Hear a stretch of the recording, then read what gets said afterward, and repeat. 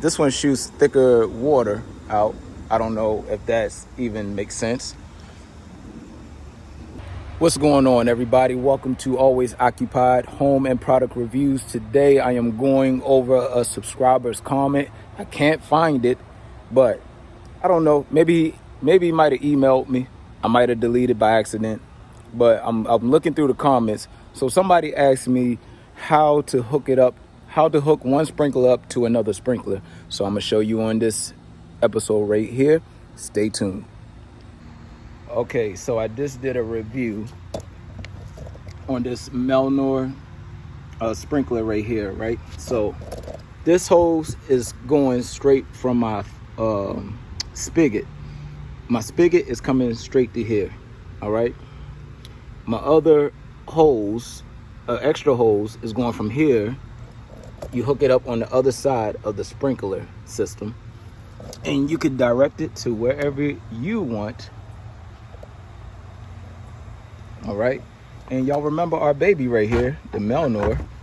I mean, not Melnor. Melnor's over there. The Eden, one of my favorite sprinkler heads, getting ready for project above ground irrigation very soon. I don't know if y'all can see it because the glare is in my camera. So what you want to do, keep this one closed, okay? The part that it comes with, you want to hook the other side of the garden hose into there, and then we want to turn it to go this way. So I did a review on this to show you how to use this. I will link that up somewhere up around there. All right, so we got our arrow, which is on top. Arrow is facing that way, so that's where it's going to shoot.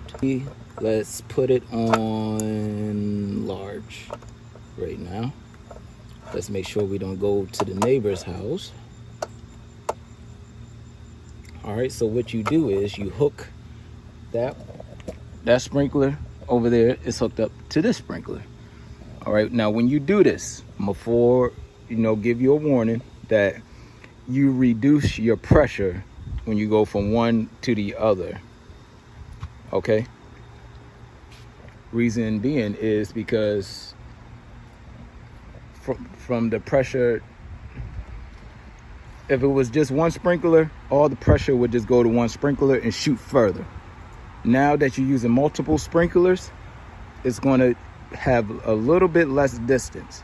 Okay, let's turn the water on and let's see them both come on at the same time. I'm gonna keep y'all here in the corner. All right, turn the water on, ladies and gentlemen.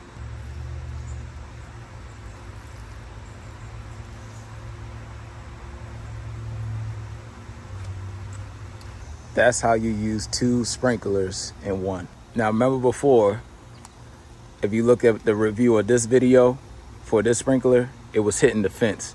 Right now, we're not even, we might be 3/4 away from the fence. So this was hitting the garden at first. Now it's not hitting the garden. But one thing I can say is that the Eden shoots further or have a different water distribution than, let me see. This one is on large. Give me 1 second. That's on large and large. So both of them is in large mode. And this one shoots thicker. This one shoots thicker water out. I don't know if that's even makes sense. But you can see the different water patterns, which is kind of cool. All right, so when I do my above ground irrigation, I'm using one of those underground irrigation systems, but I want everything above ground. I know people are going to say, oh, well, when winter time comes and when freeze come, well, that's why you cut everything off and the water should evaporate out the hoses from what I'm doing, okay?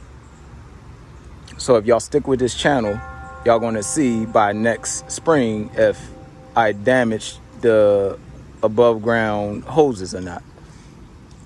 They are thinner. I'm gonna do a review on it, so please subscribe is going to be, I'm going to do the review on it today while I'm doing this. And they're so quiet. I want to get at least 2 more different types, so you know y'all can see different sprinklers and the way they shoot out differently. But there is a total difference when it comes to these sprinklers shooting out water. So if this was any type of informative to y'all, let me know. I don't know if y'all can see the different water patterns, but this large, you see how it got bigger drops of water coming out? But it's kind of hard to see on the camera. But anyways, sorry to keep y'all so long on this video. Like, comment, and subscribe. And don't forget, when you use the garden hose, you do lose water pressure. Okay? It's just like when you take in the shower.